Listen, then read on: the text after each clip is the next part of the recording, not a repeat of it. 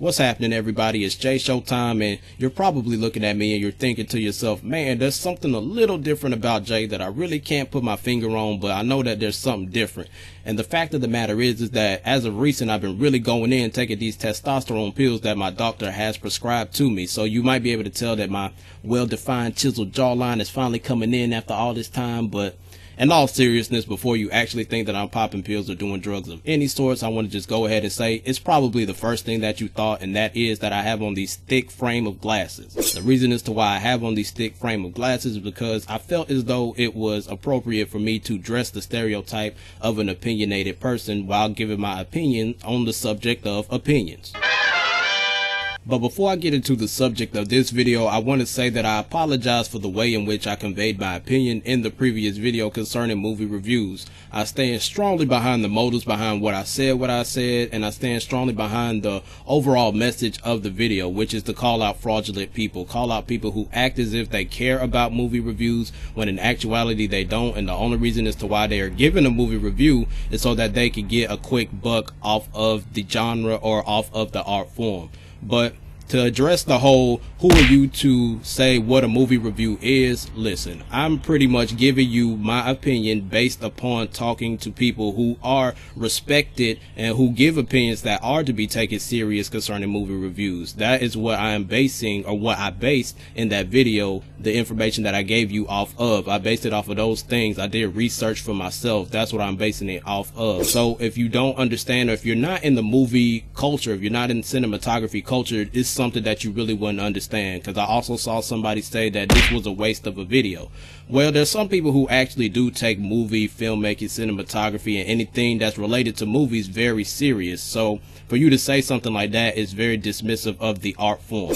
But now transitioning into the subject of the video, now that we've gotten all of those long and drawn out opinionated statements out of the way, I'm going to give you the definition of the word opinion, which is the view or a view or judgment formed about something that is not necessarily based upon fact or knowledge. So the fact that we have the phrase not necessarily based upon in the definition of the word opinion, that means that a judgment or a view can be based upon fact, and it can be based upon something that is completely false. It can be based upon something that they just decided to pull out of their behind, or something that they pulled out of mid-air. So with all of that being said, let's go ahead and address this statement that you hear a lot of people frequently use, which is that you should respect everybody's opinion, or that everybody's opinion should be respected.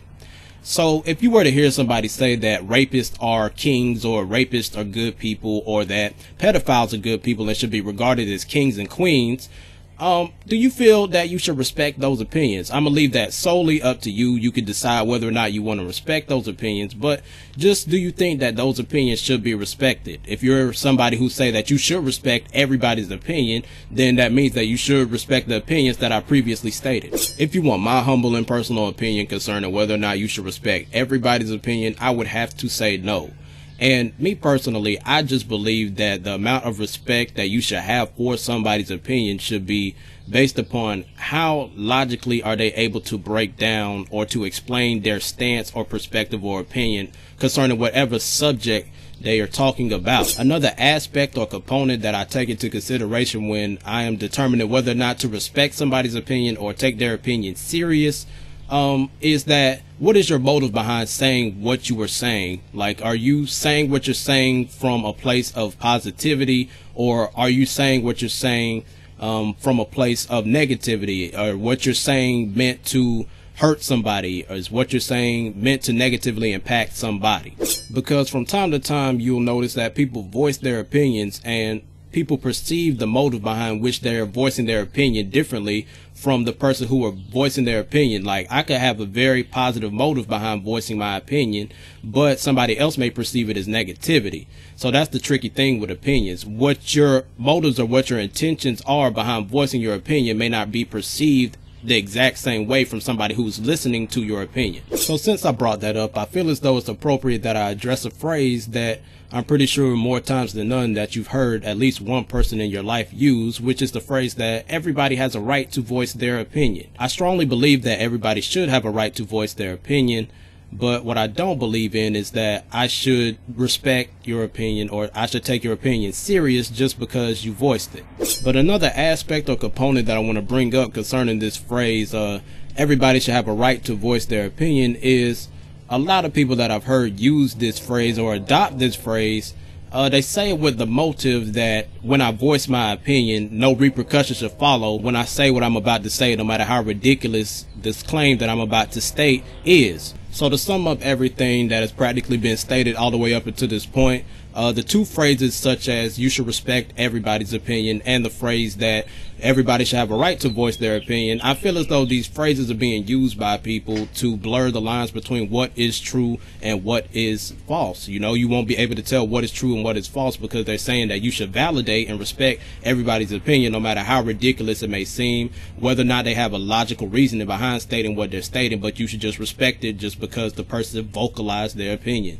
And based upon the definition of the word opinion, it said it is a view or judgment. It does not say that it is a vocalized view or judgment. So in actuality, you could just be thinking something, or you could look at something and have an opinion about it without actually vocalizing it. Or better yet, when you have like a group of popular girls, they're just sitting there at their lunch table, and then an ugly girl or a nerdy, geeky girl walks by and they look at her and they make a certain face of disgust, you can almost guarantee what type of opinion they have on that person without them opening up their mouth. But now transitioning into the last point that I want to make concerning this whole subject of opinions is that more times than none, at least I've experienced this a whole lot, when you state your opinion and it contradicts the opinion of somebody else, you'll notice that instead of attacking your position or your opinion on whatever subject, the person or the people will tend to attack you personally instead of attacking or challenging your opinion. Like for instance, I was talking to this female friend of mine who just so happened to be African American, and I was talking to her concerning the subject of this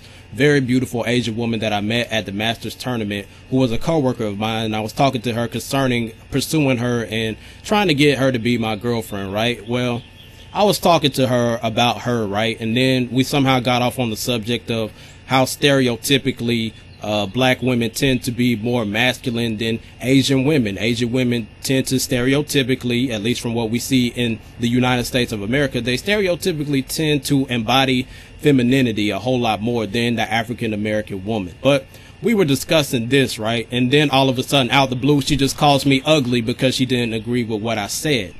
Now, first and foremost, I had to say, well, number one, there's a lot of people who actually find me very devilishly handsome. Thank you very much. The second thing that I had to say to her was that, like, what on earth does that have to do with what I am saying? How does you calling me ugly, or how does me being ugly, even if you feel that way, how does that take away from what the you know what I am saying? I may have a story time sometime in the future if it's heavily requested, but with that last story being shared, I feel as though that is a very good note to end this video on before it becomes a whole lot longer than what I intend for it to be. If you truly like the content presented in this video, please like, share, comment, and subscribe to my channel so I'll know whether or not to keep making content like this.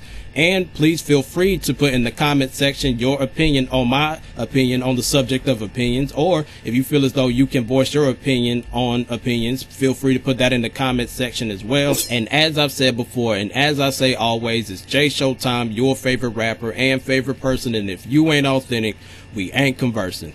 Till next time. Bum, bum, bum, bum, bum, bum, bum, bum, bum, bum, bum, bum, bum, bum, bum,